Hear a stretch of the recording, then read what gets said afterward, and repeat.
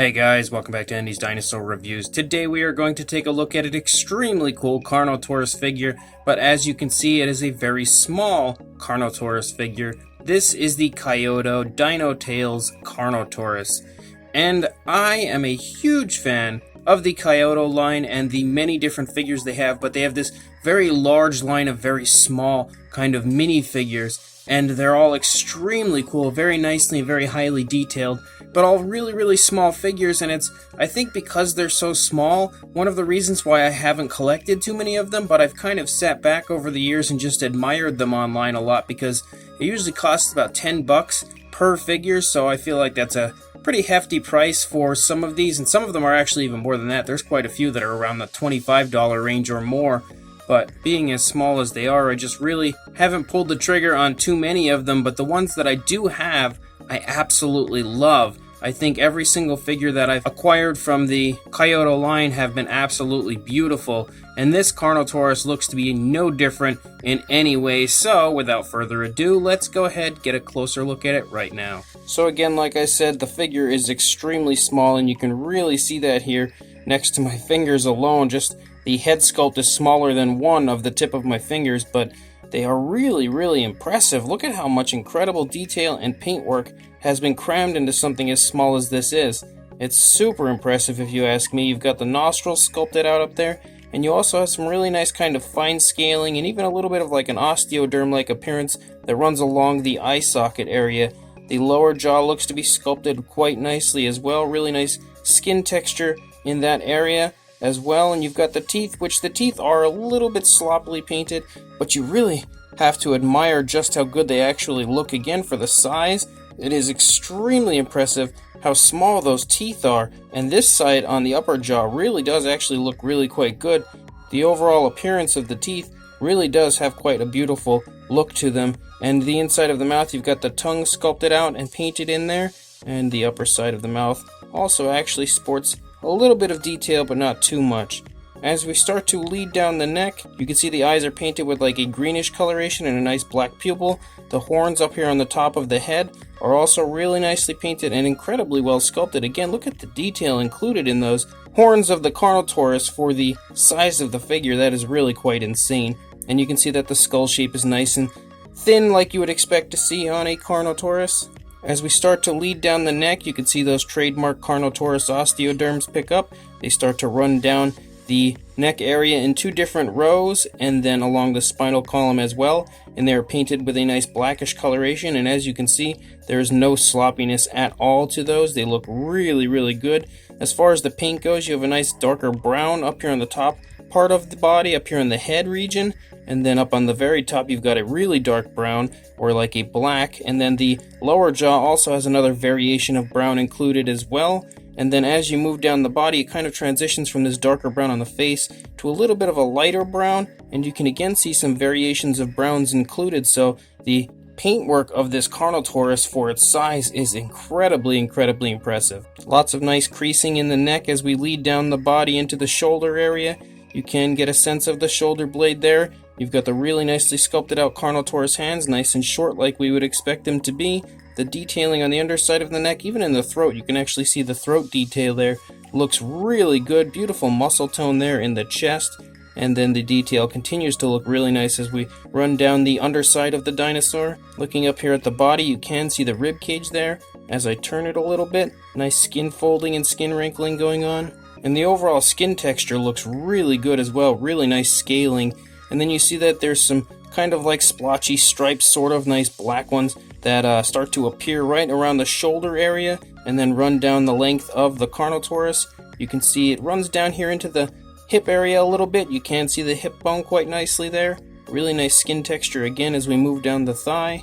And some pretty nicely defined musculature. You've got the kneecap present right there in the front of the Carnotaurus. As we take a look at the foot sculpt, which is a little hard to see, the foot sculpt looks really nice. The nails are painted, so the paintwork of these figures honestly is really well done. Nice skin wrinkling here right behind the thigh in the tail region, and then we can run out the length of the tail, which is a really nice, very beautiful looking curve, and that kind of striping continues as we run out the length of the tail. It gives the Carnotaurus a really nice kind of flashy look, and you can also see that the actual body color transitions to a lighter brown, almost like a khaki color, as we get out onto the tail. Looking at this side, again, similar to the previous side as far as the sculpt work goes, absolutely sculpted to the max as we run down the length of the neck and see all the wonderful neck detail, skin detail, the really nice osteoderms that run along the side of the dinosaur, which are just incredibly well painted. For as tiny as they are, there is no sloppiness on them at all. Beautifully sculpted arm and hand down here once again.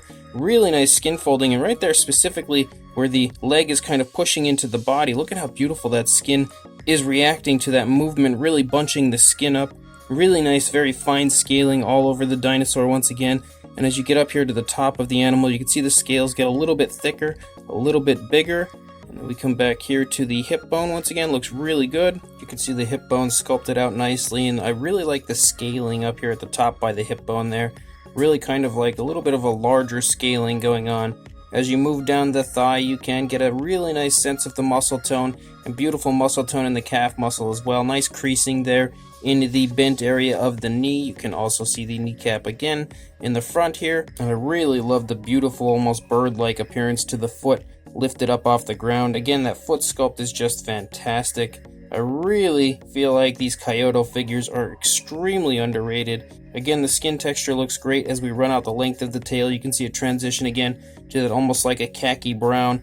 Beautiful striping the entire way out. So this figure is absolutely beautiful. If we take a look at the base is very small. You can see it's just a little earthy area, and it has a footprint in it. There's nothing super flashy to it, nothing amazing. Some color variation included though, which is really cool to see, but overall a really nice looking base for this figure. Now the figure goes onto the base in a sort of a peg sort of a way. You can see there's a little bit of like extra material there on the underside of the foot, and then you just have to kind of slide that into the footprint, and you can see now that it does stay in there all right, but it does have a tendency actually to fall off. If I bump it at all, it almost is guaranteed to fall off of the base, so maybe an actual peg would have been a better idea, but again, the figure being so small and almost weightless because it's so incredibly small does help it to still stay in that spot as long as you don't bump it fairly well.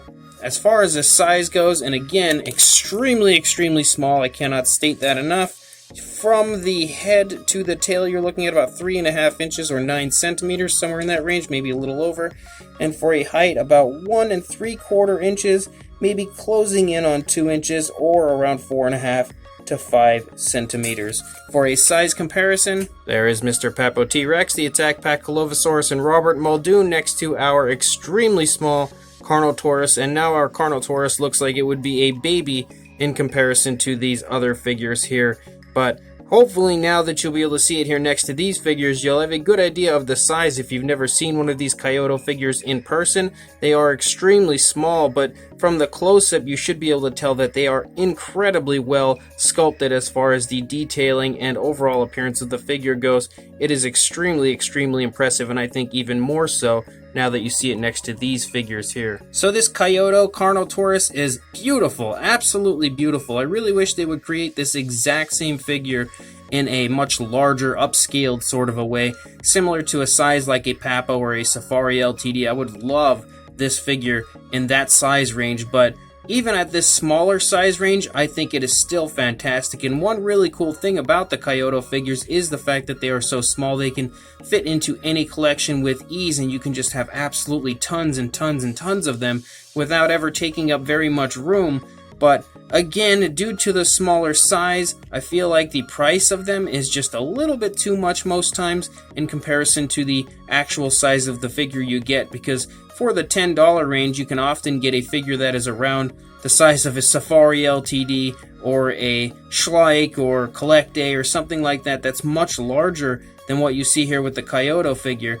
But at the same time, the overall beauty of the figure is just irresistible if you ask me. So even at the $10 range that I think you would pay probably for this one, in my opinion, it is definitely still worth it. It's still a really nice figure, but I feel like the prices are still a little bit more expensive than they should be. As far as I'm concerned, I can justify it. I personally have like 3 or 4 of these figures now, 4 I think, and each one is just absolutely beautiful. And the fact that Kaiyodo has so many different species, it is incredible how many different species they actually have in their line. so you can get many different species that you otherwise would not be able to own. However, once you head over the $10 range as far as these Kaiyodo figures go, I really feel like now it's just getting to be a little bit too pricey, a little bit too much. Even again, $10 is really too much, but once you reach the $25 range, you're just out of your mind, I think, as far as the price range goes for these figures. But that's really just my opinion. That's not exactly solid fact,